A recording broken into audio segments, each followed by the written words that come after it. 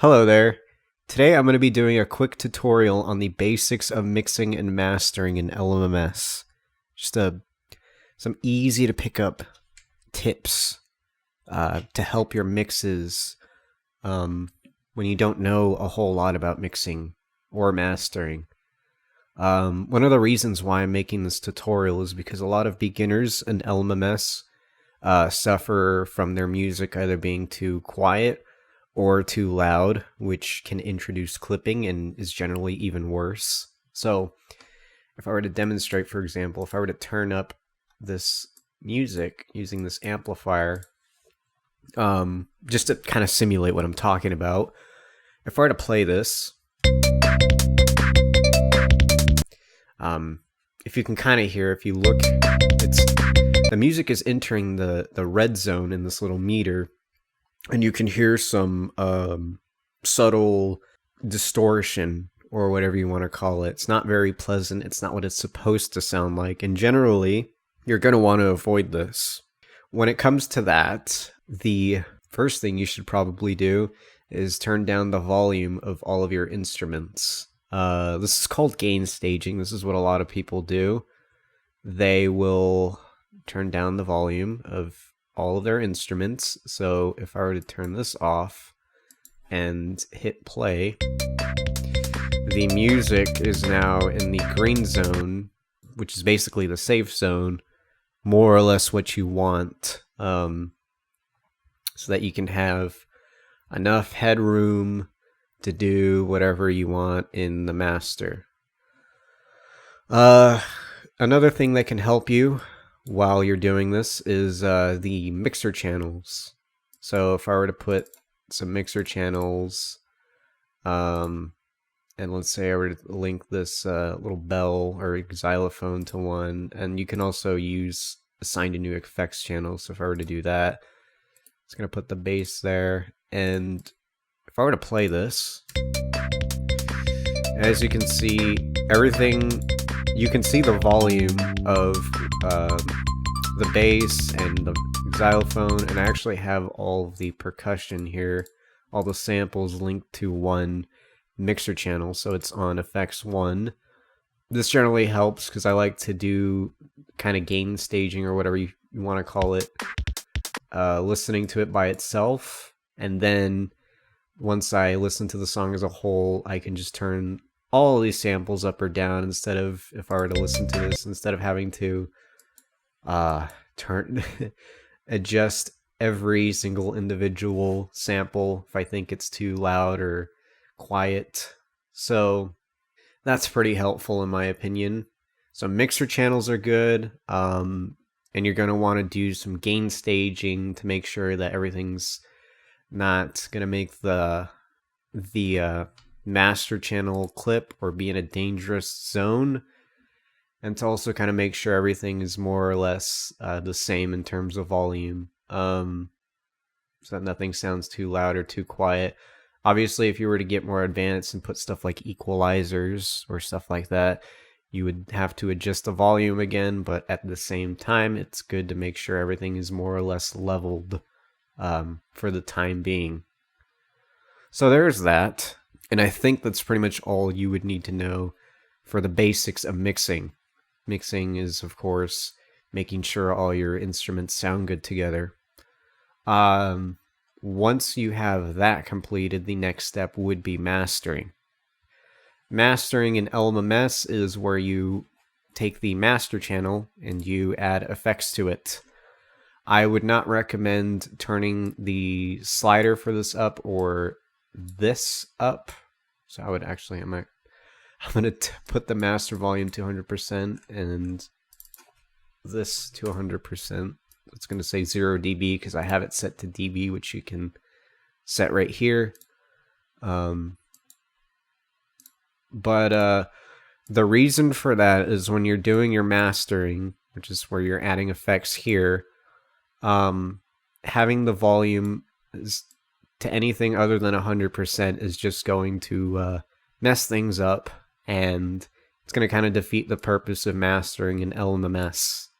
If you want to do it in like Audacity or something, then that's on you, I guess. But when you're mastering an LMMS, generally, if you want to turn the song up or down, you're going to do what I did, which is I used an amplifier. If you're automating the volume, so for example, if you want to like a fade in or a fade out, I would recommend using the regular amplifier like this one, because simple amplifier does not have as many values, so it's going to sound very choppy and shitty. And then what else? So if I were to actually turn this back up, I'm going to turn it down until it's looking a little better. So this looks pretty good. 6.3, not bad. Although, if you look again, you can see that it occasionally, I'm actually going to turn this down a little bit more. It still occasionally goes into that red zone. It's less noticeable, but at the same time, it's still there. And this is actually where I would recommend you use, it's called a limiter. It's been very controversial, but the real issue comes down to you knowing how to use it. So I'm going to use fast look ahead limiter for this because it's like the easiest one. It only has 3 knobs. There's not a whole lot you can do with it, but at the same time, if you don't really know how to use limiters, this is probably a good one to start with. It has your input gain, your limit, and your release time. And I actually could have turned it up using the input gain, but whatever. So I'm just going to keep it at 0. Limit, keep it at 0 unless you're using it for something else.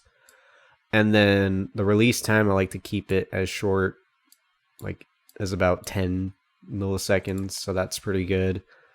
And what this should do is it'll make it so that instead of when it hits that red zone, it'll actually gradually, very quickly though, but gradually turn the volume down until it leaves that threshold. So the result is, instead of, whereas it would normally like chop off the audio, it'll chop off the waveform, it'll give this distorted sound that you generally don't want.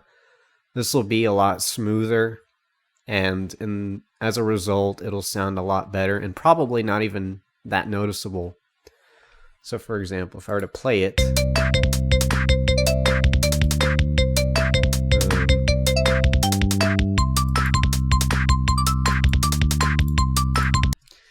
but if I were to turn this up as loud as I had it before and play it, and then use the limiter, you can see it makes a huge difference. It still sounds kind of like flat, in my opinion, but at the same time, you can hear less distortion when I actually use the limiter. So I'll do it again.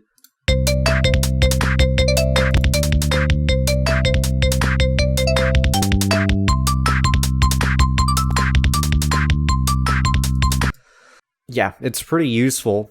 And if you know how to use it, if you can use it properly, instead of like, for example, in FL Studio where people will not even know that it's there, and so their mixes will be so loud that it just like makes their music sound completely flat.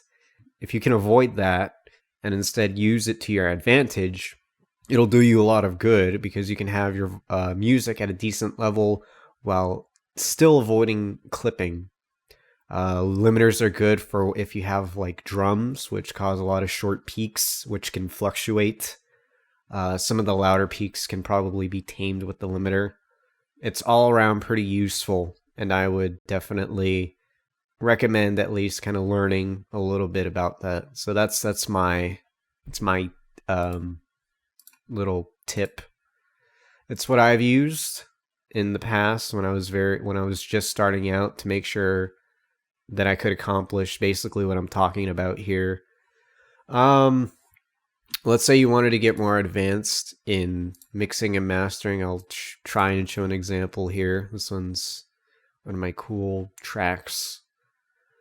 As you can see, there's a lot more stuff. There's like a compressor, and I actually have something to check my loudness, which I'll talk about in a little bit. If I were to play it, turn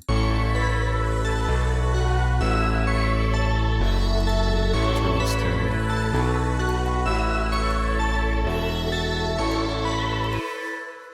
I wouldn't say it's the best, but it's pretty okay, I think.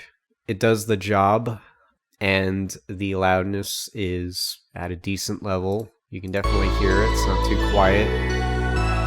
It's in the yellow, which means it's close to clipping, but as you can see, if I were to use this loudness checker, it's not necessarily clipping. I have a limiter to kind of cut off those rogue peaks. If you want to learn about stuff like compressors and stuff like that, I would recommend that you first of all get external VSTs for that stuff, because the compressors for that are built into LMMS aren't the best, especially when they don't have any sort of like visualizer for the audio. So this is frozen, but if it unfreezes, you can see it actually shows you meters and stuff like that.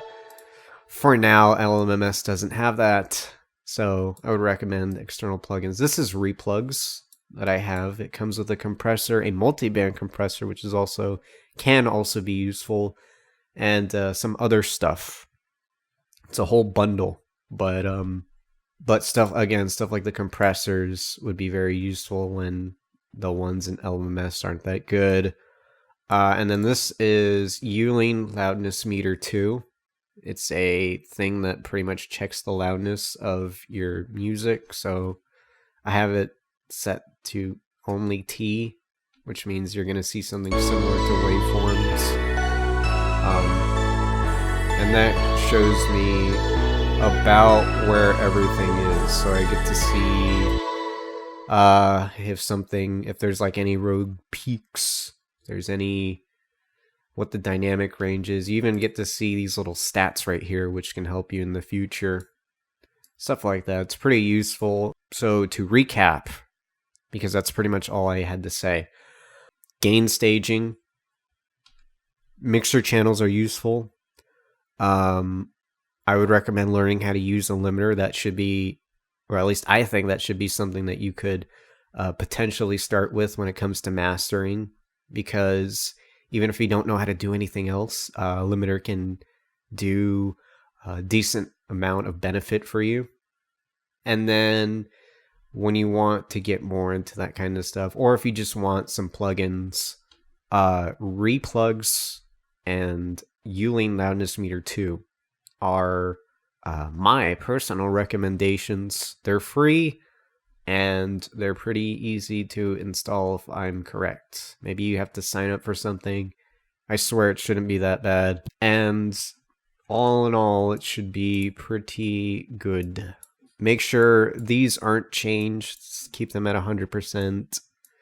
And yeah, I think that should be it. Hopefully this video helped, at least somewhat. If it didn't, tell me. I will take your feedback, and I will try and do better. I might even straight up delete this video and redo it, making sure that people can seriously benefit from this video, because I am a super helper. Anyways, thank you for watching. I hope you again learned something. If not, tell me. That's all I had to say. Yeah. Thank you.